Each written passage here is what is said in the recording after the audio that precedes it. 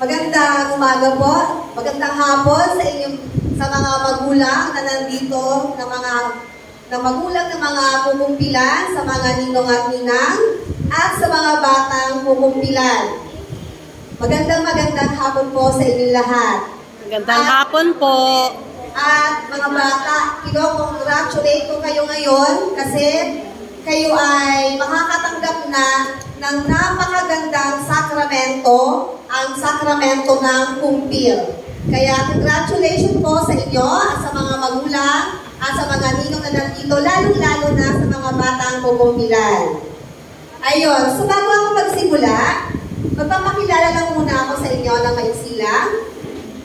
Ako po si Michelle Hall at mga bata, pwede niyo po akong tawagin Tita Mitch.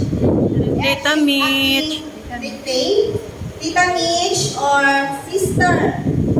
So, ayun nga po, kaya po tayo nandito ay para pag-aralan po natin ang ating sakramento ng kumpil.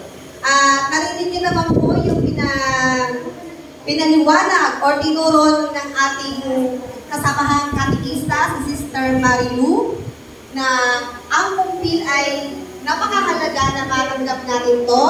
At bago ko po simulan yon, bago tayo pumunta sa kumpil, ay nais ko muna ipakilala sa inyo pala ang simbahan. Kasi ang simbahan ay napakahalaga. Dito po natin ginagawa ang mga sakramento. Tama, mga bata? Opo. Ayun. Nakakita na ba kayo ng simbahan? Opo. Yun. Ano nakikita niyo sa simbahan? Altar. Si Jesus. Si Mama Mary. Ang galing. Amen. Ayan, nakikita niyo yung larawan. Nakikita kayo, tingnan niyo po yung larawan dyan na nakikita niyo. Ayan. Dadagdagan po natin ang ating kaalaman tungkol sa simbahan, mga bata. Dahil kayo ay 12 years old na, dapat ay malaman natin mabuti kung ano ang kahulugan ng simbahan. Ito, ang simbahan, kung nakikita niyo dyan, ang ulo ay si Jesus at ang katawan ay tayong mga tao. Ayan ang ating simbahan. Nakikita niyo dyan. At ang simbahan, hindi lang siya gusali, nakita niyo.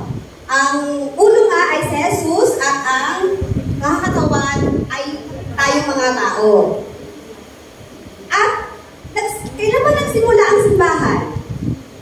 Nagsimula ang simbahan nang bumaba ang Espiritu Santo sa mga apostoles noong 50 days after nang umakyat si Jesus sa langit. Natatandaan niyo yung mga bata? Nagsimba ba kayo noong Easter? Yes po. Yung Pentecost Day. Doon nagsimula ang pagkakaroon natin ng simbahan. Doon bumaba ang Espiritu Santo sa mga apostol. At ito na nga, next slide po. Tutuloy po natin ang pagpapaliwanag ng simbahan. Ayan, at kung nakikita nyo yung larawan, si Jesus ay kausap ng isang lalaki. Siya po ay si Pedro. Si Pedro po ang unang-unang pinuno ng simbahang Katolika. Siya po ay isa sa mga apostol na hinirang ni Kristo bilang pinuno ng aming simbahan. Tingnan niyo po ang larawan, binibigyan siya ng susi. Ibig sabihin, binibigyan siya ng kapangyarihan na mamahala sa ating simbahang Katolika. So, ito po nagsimula ang pagkakaroon natin ng simbahan. At sa kasalukuyan, ang namumuno, mga bata, kilala niyo ba si Pope Francis? Yes! O yan, syempre kapag nagsisimba tayo, dapat alam natin kung sino yung Papa natin, si Pope Francis. So sa kasalukuyan, si Pope Francis ang humalili kay San Pedro bilang namumuno sa simbahan Katolika sa buong mundo. So, amen mga bata? Naintindihan? Amen. Ayun. Katoliko, dapat alam natin kung nasaan tayo. Sa mga probinsya, ngayon pag-usapan na natin ang probinsya. Sa bawat probinsya ay mayroon tayong mga obispo. At tayo ay nasa Cavite. Ang obispo natin ay si Obispo Reynaldo Evangelista. Kilala niyo ba yun, mga bata? Ayun. Ngayon po. Ngayon po, okay. Yun po ang ating obispo. At sa bawat bayan ng ating probinsya ay meron tayong parokya. At bawat parokya ay meron korang paroko. At ang ating korang paroko sa ngayon ay si Father Paul. So, yun po ang ating kwento ng ating simbahan. Malinaw ba mga bata? Opo. Ayun. At hindi pa pala. Ito nga, para patunayan natin na ang simbahan ay ibinigay ni Jesus kay Pedro para mamuno, ay basahin nga natin sa Bible para naman talagang makita natin sa Biblia. Nagbabasa ba kayo ng Biblia, mga bata? Ay, dapat magbasa kayo ng Bible kasi 12 years old na kayo. Diba, after din yung makumpilan, siguradong magbabasa na kayo ng Bible. Kasi, may mga regalo na ibibigay sa inyo ang Panginoon after din yung makumpilan. Mamaya, ipapaliwanag yung Tita Mitch.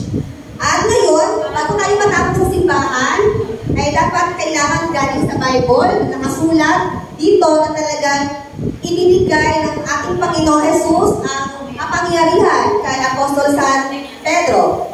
Mababasa po natin dito sa Mateo 16, verse 18-19. Ang sabi, ngayon, sinasabi ko sa iyo na ikaw, Pedro, at sa ibabaw ng batong ito ay itatayo ko ang aking iglesia at di mananaig sa kanya ang mga pintuan ng impyerno. Ibibigay ko sa iyo ang mga susi ng kaharian ng langit. Anuman ang talian mo sa lupa ay tatalian din sa langit. At anuman ang kalagad mo sa lupa ay kakalagad din sa langit. Ganon ang aming simbahan. Napaka-blessing natin at sa ating iniwan at sa ating pinagkatiwala ang simbahan na itinatag ni Kristo. So, malinaw po mga bata? Malinaw. Ayun. So, alam nyo na ang ating kwento ng ating simbahan. At ngayon naman, dahil alam nyo na ang kwento ng ating simbahan, ay dahil napasok na kayo sa sakramento ng kumpil, gusto ko lang ipaliwanag o ituro sa inyo kung ano ba ang sakramento. Ano ba ang sakramento, mga bata? At syempre, hindi nyo kayo masyadong naiintindihan dahil 12 years old pa lang kayo, napasok pa lang kayo dito sa kumpil. Ngayon, tuturo ko sa inyo kung ano ang sakramento. Ready na ba, mga bata? Yes po. Ang sakramento? Ito na. Ang sakramento ay isang mapagligtas na tanda, kilos at gawa na nagmumula sa ministeryo ni Kristo na sa tuwing tinatanggap ito ay nagdadala ng mga biyaya. Wow! Ang ganda pala ng sakramento. Diba? Ibig sabihin, kapag tayo ay nakatanggap ng mga sakramento, ay makakatanggap tayo ng sobrang daming biyaya galing sa Diyos. Kaya, congratulate ko kayo mga bata dahil isa na kayo sa mabibigyan ng regalo, na biyaya ng Diyos dahil makakatanggap na kayo ng sakramento ng kumpil. At ito nga, dahil sa ang sakramento, para tayo ay maligtas sa kasamaan, tumanggap tayo ng biyaya galing sa Diyos. Ayun, nasabi ko na nga pala yun. At mababasa natin yan sa ating mababasa natin yan sa ating Katekismo Pilipino. Ito, para naman talaga mayroon tayong talagang source na pinagpapasihan. Kailangan basahin natin sa libro. Ito ang sakramento. Mababasa natin sa 1576 sa libro ng KPJ. Ayan. katungganang sakramento. Ang mga sakramento ay mga mapagligtas at masimbulong kilos o ng mga nakikitang tanda na nagmumula sa ministeryo ni Kristo at ipinagpapatuloy sa simbahan sa pamamagitan ng pananampalataya at hinihikaya tayo maging kawangis ni Kristo sa kanyang misteryong Pampaswa sa pamamagitan ng kapangyarihan ng Espiritu Santo. Napakaganda pala talaga ng ating sakramento ng mga matatanggap. Marami meron tayong, paliwanag ko sa inyo mamaya ang sakramento. Meron tayong, isa-isahin natin mamaya para talaga maintindihan niyo kung ano yung mga pinagsasabi ko na napakaganda ng mga sakramento. At bigyan ko lang kayo ng konting trivia na ang sakramento, sa salitang Latin, ang sakra ay sakta, na ibig sabihin ay sacred or banal, at ang mento, ito ay size or tanda. Kaya, napakagandang ito ay tanggapin natin dahil ito ay naduyan ng pag-ibig ng Diyos sa atin. So yun, naiintindihan niyo na mga bata kung ano ang sakramento? O yun. So, alam niyo na ang sakramento. Ngayon, iisa-isahin natin kung ano ang mga sakramento bago tayo pumunta sa pulpito. May 7 sakramento na nahahati. Kaya tingnan niyo po sa picture, sa slide, mga sakramento na nahahati sa 3 bahagi. Ang una ay sakramento ng pagtanggap. Ayan, umpisahan natin sa sakramento ng binyag. Nakikita niyo po yung larawan dyan, kung ano yung binyag. Ayan. So, ready na ba mga bata kung ano yung sakramento ng binyag? Yun. Ito na. Ang binyag. Ang binyag ay para sa mga bata or sanggol. At after nila ipananganak, kailangan silang binyagan para mawala ang kanilang original sin o manang kasalanan. Kaya kayo mga bata, kayo ba ay nabinyagan na? Oo. Kasi madali namang tandaan kapag kayo ay may ninang at may regalo, kayo ay binyag na. At kayo ay pupupilan na. Kaya dapat talaga binyag na kayo. Ay, sorry po. Okay lang yan. Pag-pray natin si Nino. Oo. So, yun ang ating binyag. Ang pinaka-basic talaga na tayo binibinyagan, inugasan yung ating original sin na namanan natin sa ating mga ninuno, mga munang magulang. At kung natatandaan nyo, yung kanina si Sister Malu, yung kung paano tayo nagkakuha ng original sin, ay dahil kay, sino na nakatanda? Kilala niyo ba si Adan at Eva, mga bata? Yun, kung nagsimula ang ating original sin. Kaya tayo mga Katoliko, pagkapanganak pala, kailangan na nating binyagan. Gumagamit tayo ng tubig, sinusunan natin ang puting damit, pinapahiran ng langis, at nagsisimpi tayo ng kanila. Yun ang ating yung mga materials sa paggamit ng pagbibinyag. Siyempre, may ninong at ninang at dapat present ang mami at daddy. At kapag nabinyagan tayo, meron tayong mga biyaya na matatanggap. Mga bata, makinig ha, kasi alam ko kayo ay mayroon na nito, pero padadaliin pa natin yung mga biyaya yung after nyo mag-akupilan. I-remind ko lang sa inyo mga bata kung ano yung mga biyaya na mayroon na kayo na ibinigay sa inyo ng Diyos after kayong mabinyagan. Makinig ha mga bata, ang biyaya na natanggap sa binyag ay nililinis ang kasalanang mana, nabanggit ko kanina, nagiging bahagi sa buhay ng Santatlo o Holy Trinity, Ama, Anak, at Espiritu Santo. Ang ibig sabihin, tayo ay nagiging tunay na anak ng Diyos. At pangatlo, tinatamasa ang mga biyayang nagpapabanal. At tayo ay nagkikibahagi sa misyon ni Kristo. At tinatamasa ang kapangyarihan mula sa Diyos. At kaloob ng Espiritu Santo, may tatak ni Kristo, bagong tao o born again na tayo. At kasapi sa sambayanan ng Diyos. Grabe no, ganoon kaganda ang biyaya na tinanggap natin noong tayo ay nabinyagan. Kaya yung mga mami at daddy, mga ninong at ninang dito, alalahanin niyo po yung mga biyayang kayo na ibigay sa atin ng Diyos mula nang tayo ay binyagan. So yun po ang ating unang sakramento, ang binyag. Dumako naman po tayo sa pangalawang sakramento. Ito naman po ay ang kumpil. So ito na yung ginagawa ninyo. Dahil ang kinukumpilan ay 12 years old pataas, at syempre katoliko, at syempre ay nabinyaga na. Ang